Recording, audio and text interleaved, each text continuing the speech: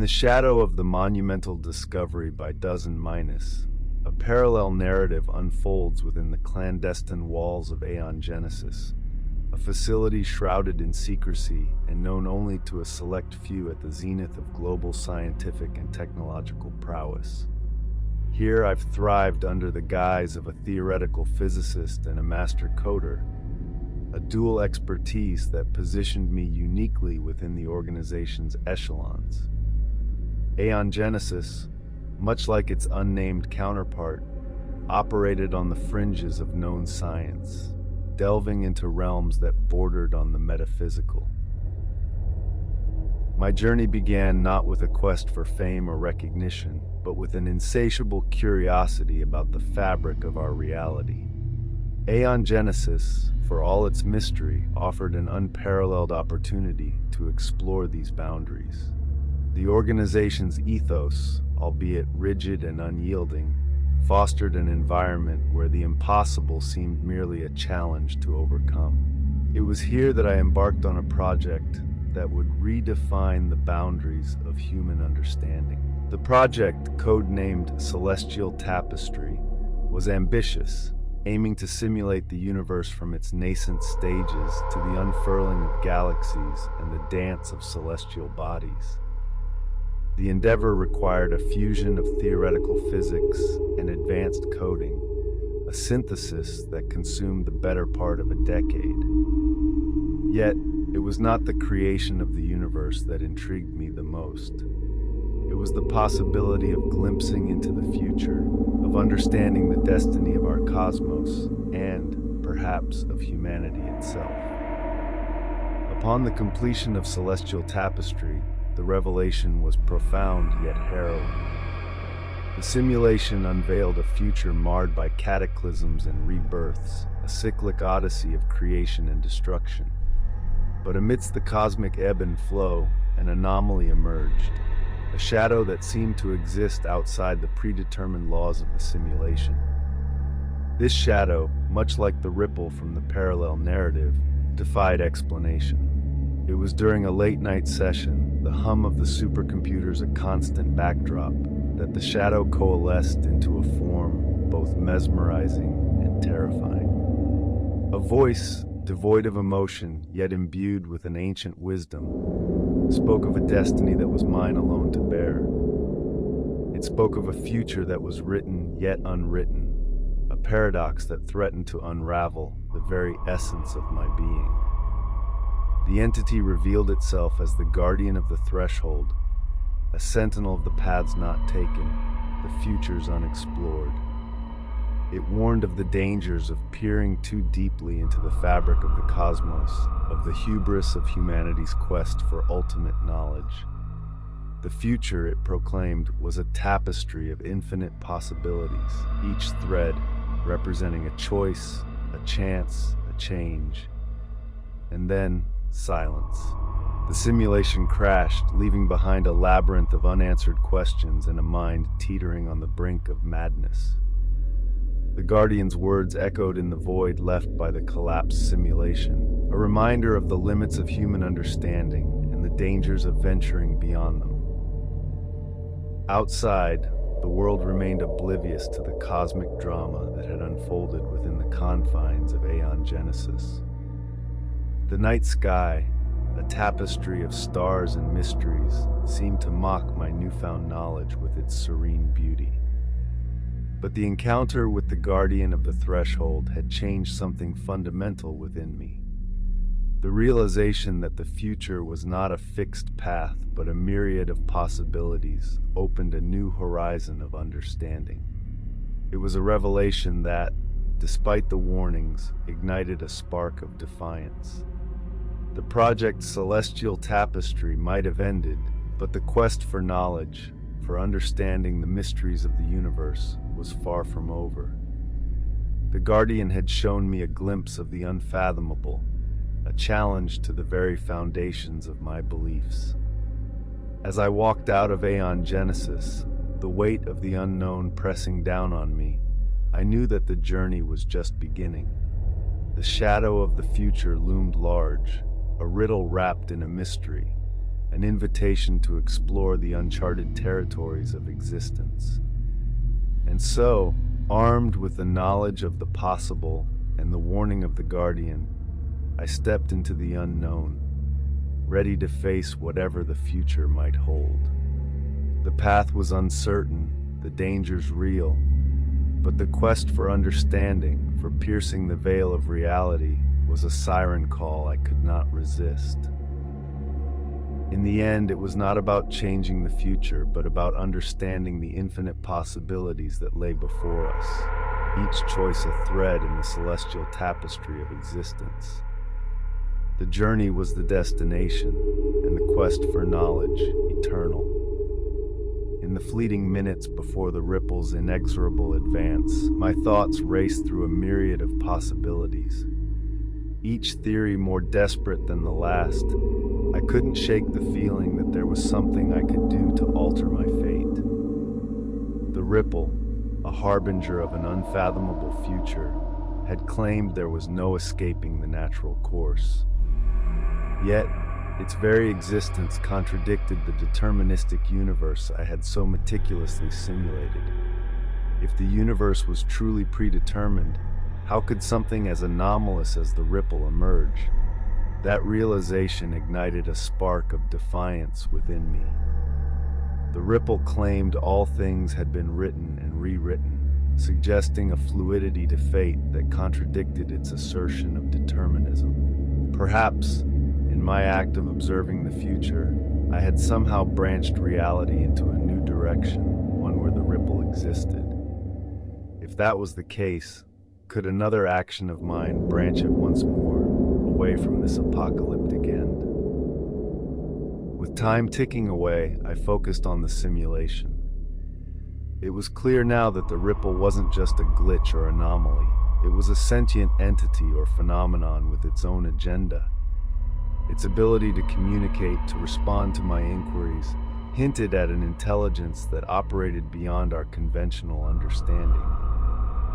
What if it was not just the future of the simulated universe, but also a reflection of our own universe's potential fate? I recalled a concept from quantum mechanics, the observer effect, whereby the mere observation of a phenomenon inevitably changes that phenomenon.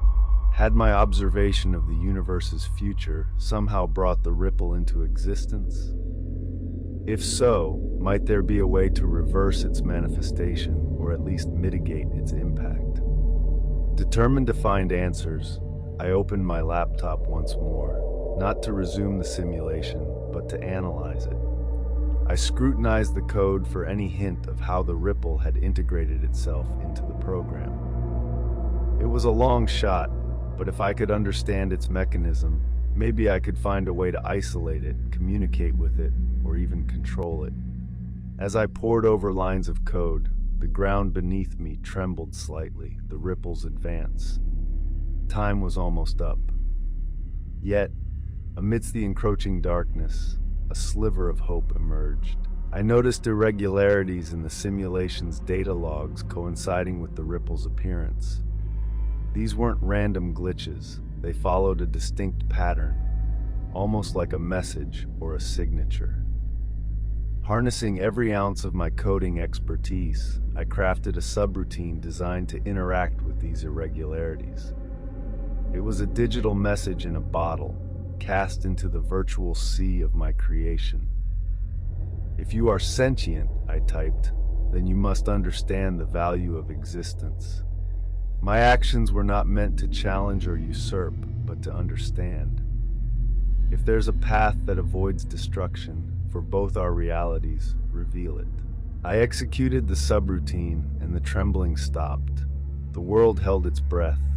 Seconds stretched into infinity as I awaited a sign, any indication that my message had been received.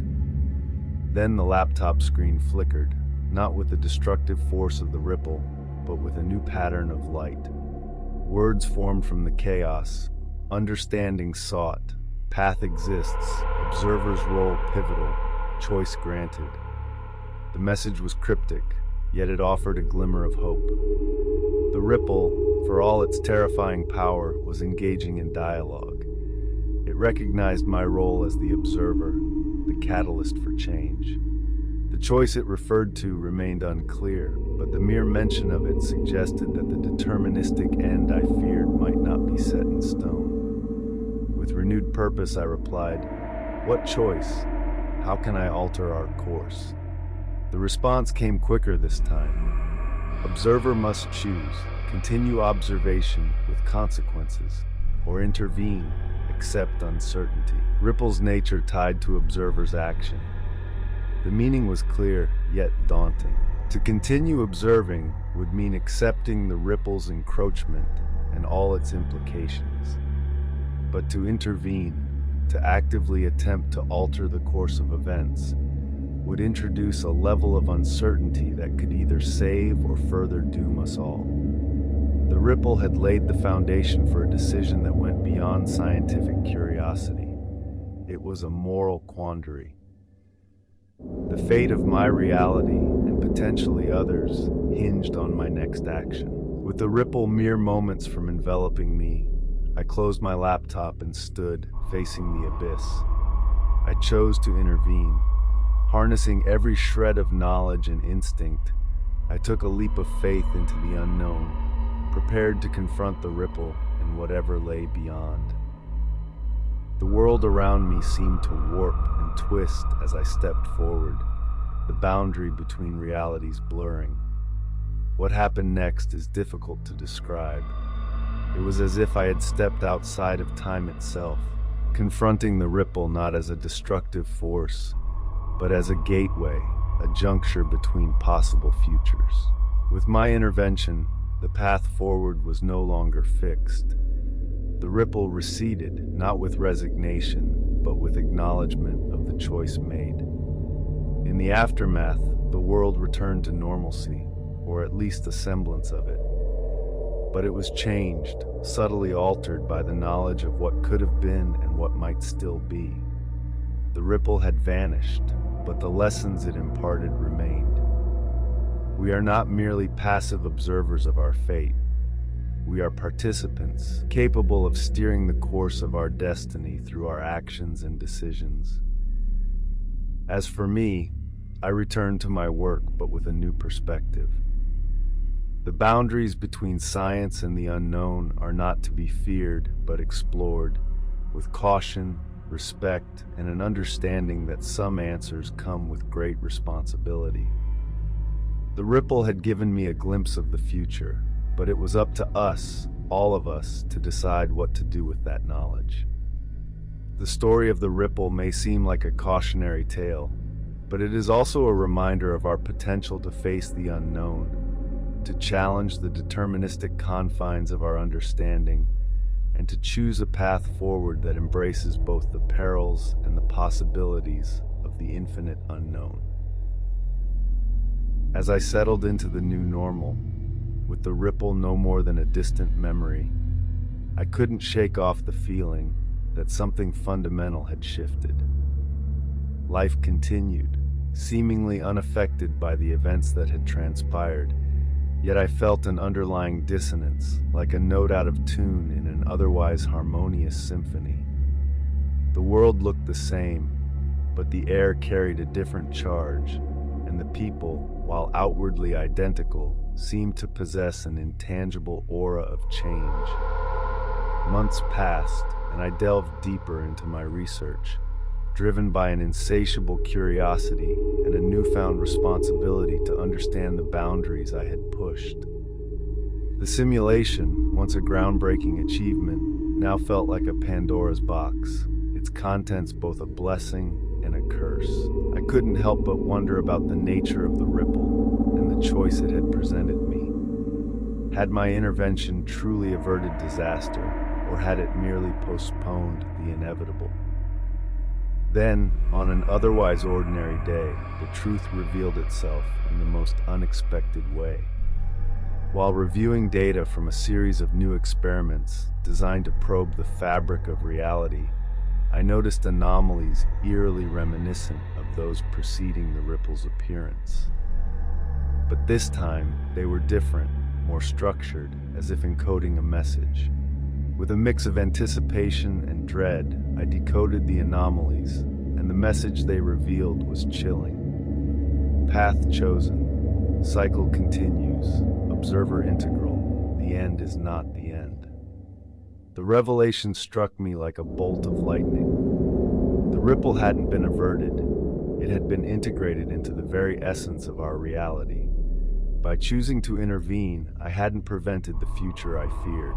I had facilitated its incorporation into a cyclical pattern of existence. The ripple wasn't just a disruption in the fabric of reality. It was a necessary component of it, a reset mechanism that ensured the continuity of the cycle. In that moment, the ultimate twist of fate became clear. The choice the ripple had presented me wasn't about altering our course to avoid destruction, but about determining the nature of the cycle's renewal. My intervention had sealed our reality into an endless loop, one where the ripple's appearance marked the transition between phases of existence. As the weight of this realization settled in, I understood the true meaning of the ripple's final message. The end is not the end signified that what we perceive as the conclusion of our existence is merely a transition point in a much larger, perpetual cycle of creation, destruction, and rebirth. The world around me, with its illusion of stability and continuity, was just one phase in an infinite series of realities, each giving way to the next through the mechanism of the ripple. And I, the observer who had become a participant, was now inextricably linked to this cycle, a guardian of the balance between phases. In a universe where the end is never truly the end, my role had evolved beyond that of a scientist or an observer. I had become a custodian of the cycle, tasked with ensuring the continuity of existence across its endless iterations. The ripple, once a harbinger of doom, was now a symbol of renewal, and my intervention, rather than altering our fate, had affirmed my place within this cosmic ballet. The story of the ripple, with its twists and turns, had led me to a profound understanding of the nature of reality and my place within it. In a universe governed by cycles of endless renewal, every end is a new beginning, and the choices we make are the threads that weave the tapestry of existence across the expanse of infinity. Thank you for listening to my channel.